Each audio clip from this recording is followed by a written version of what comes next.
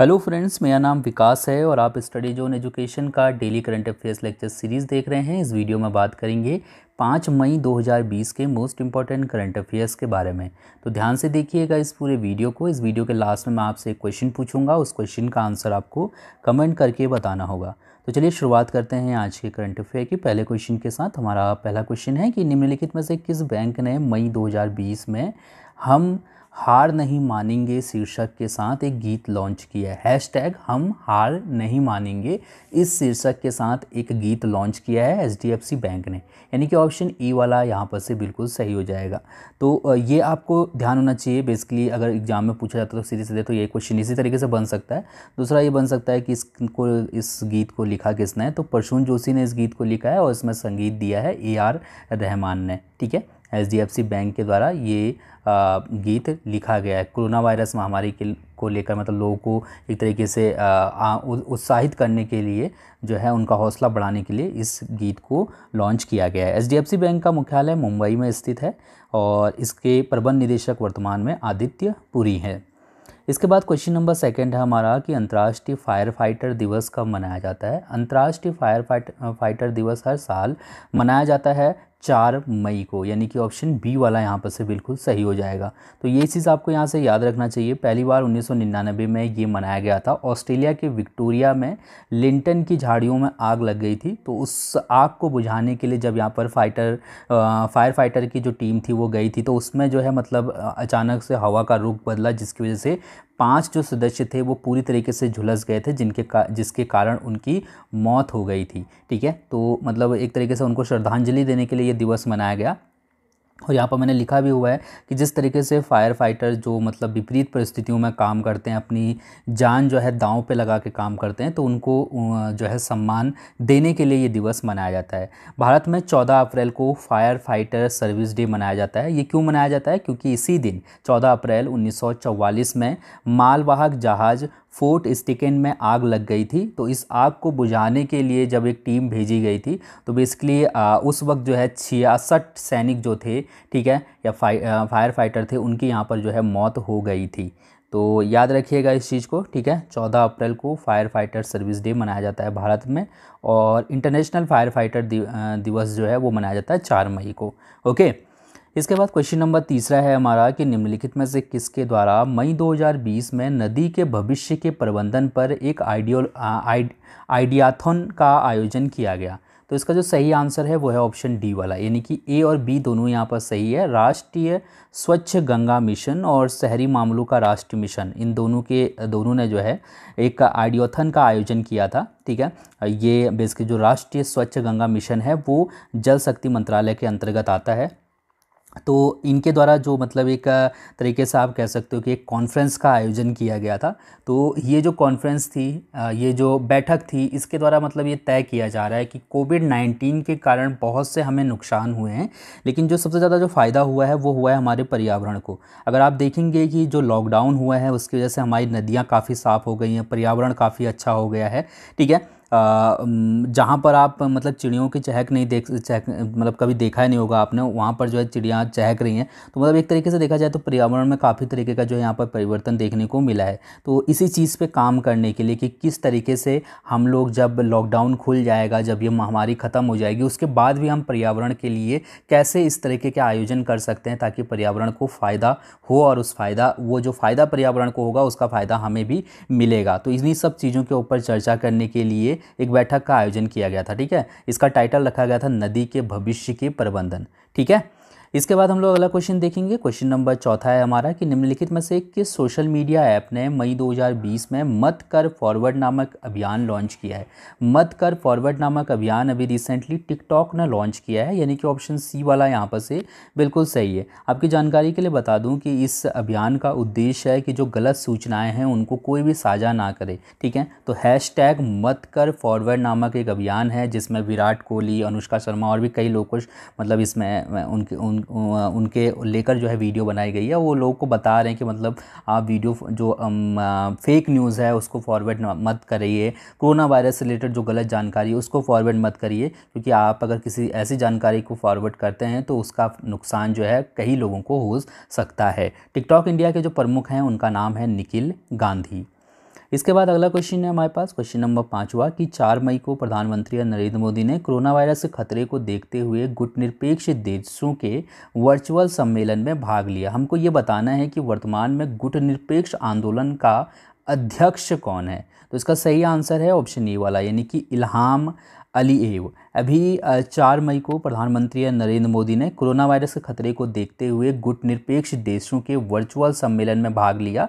गुटनिरपेक्ष देशों जो भी देश हैं या गुटनिरपेक्ष आंदोलन जो है उसके अध्यक्ष वर्तमान में अजरबैजान के जो राष्ट्रपति हैं इल्हाम अलीएव ये हैं। ठीक है, तो याद रखिएगा पहली बार ऐसा हुआ था जब प्रधानमंत्री नरेंद्र मोदी ने गुटनिरपेक्ष देश आंदोलन में हिस्सा लिया था। ठीक है, 2014 के बाद जब से वो प्रधानमंत्री बने, तो मतलब ऐसा पहली बार हुआ है। ठीक है, इससे पहले जो हमारे मनमोहन सिंह जी थे प्रधानमंत्री, उन्होंने जो है इस सम्मेलन में हिस्सा लिया था। ठीक है, गुटनिरपेक्ष आंदोलन जिसको NAM के नाम से जानते हैं, नॉन अलाइनमेंट मूवमेंट के नाम से जानते हैं, तो ये संयुक्त राष्ट्र के बाद सबसे बड़ा समूह है। इसमें एशिया, अफ्रीका और लैटिन अमेरिका के 120 स्थायी सदस्य और 17 पर्यवेक्षक देश भी इसमें जो है शामिल हैं।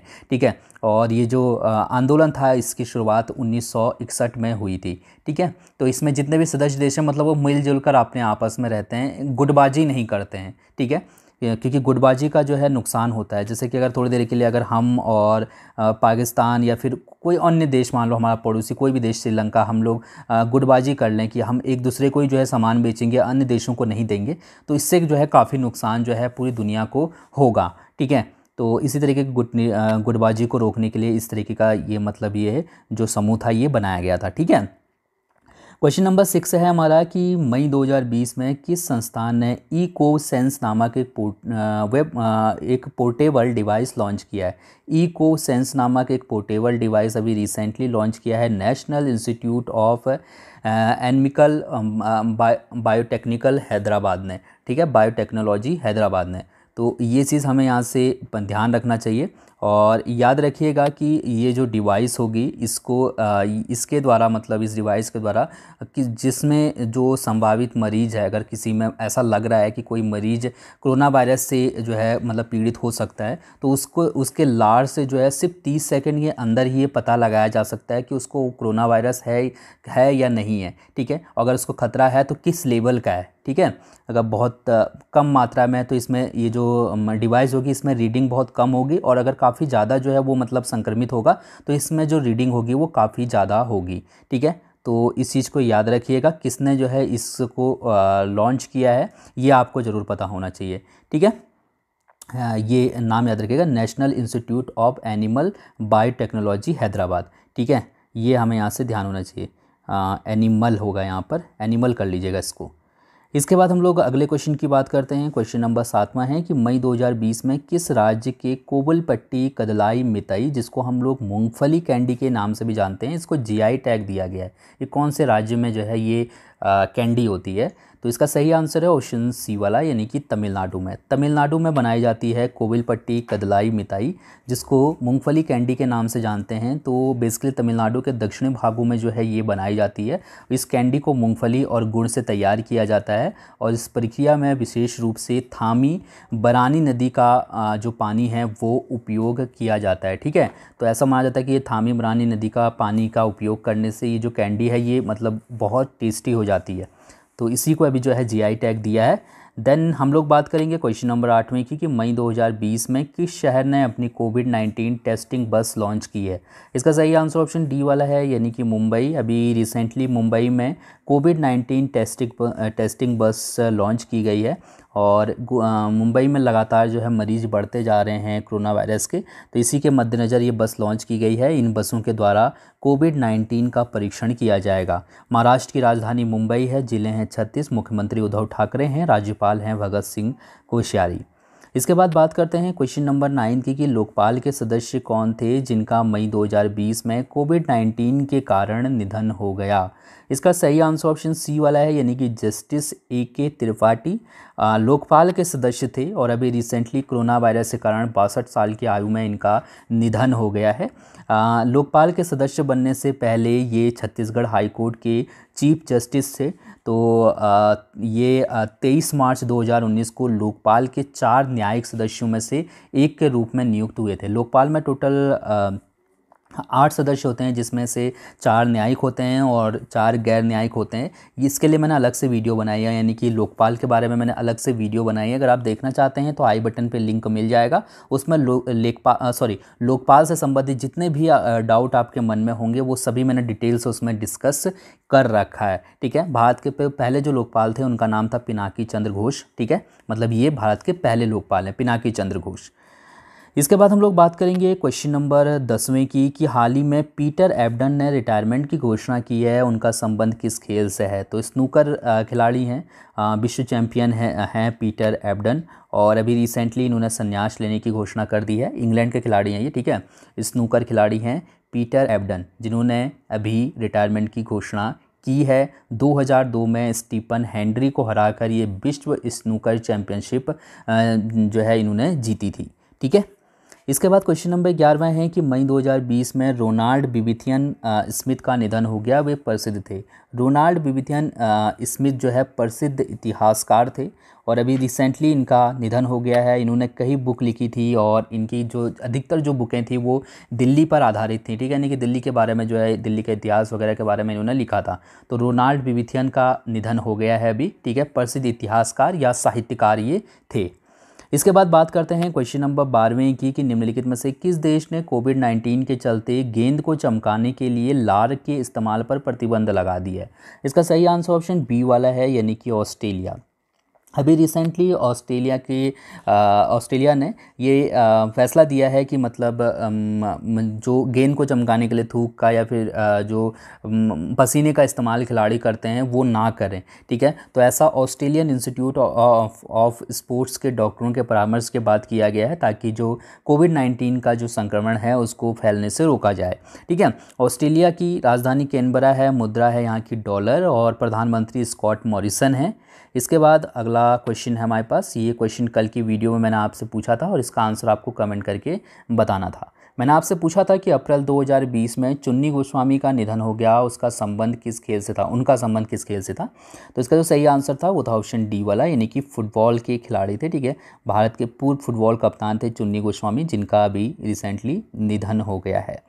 अब बात करते हैं आपके लिए आज के प्रश्न की। इस प्रश्न का उत्तर आप मुझे कमेंट करके बता सकते हैं। आपके लिए आज का प्रश्न है कि निम्नलिखित में से कौन सा राज्य महात्मा ज्योतिबा फूले जन आरोग्य योजना के तहत 100% आबादी को मुफ्त बीमा प्रदान करने वाला पहला राज्य बन गया है। सो इसका आंसर भी कमेंट करके बताइए और साथ में मुझे बताइए आपको ये वीडियो कैसी लगी। थैंक यू सो मच इस वीडियो को देखने के लिए।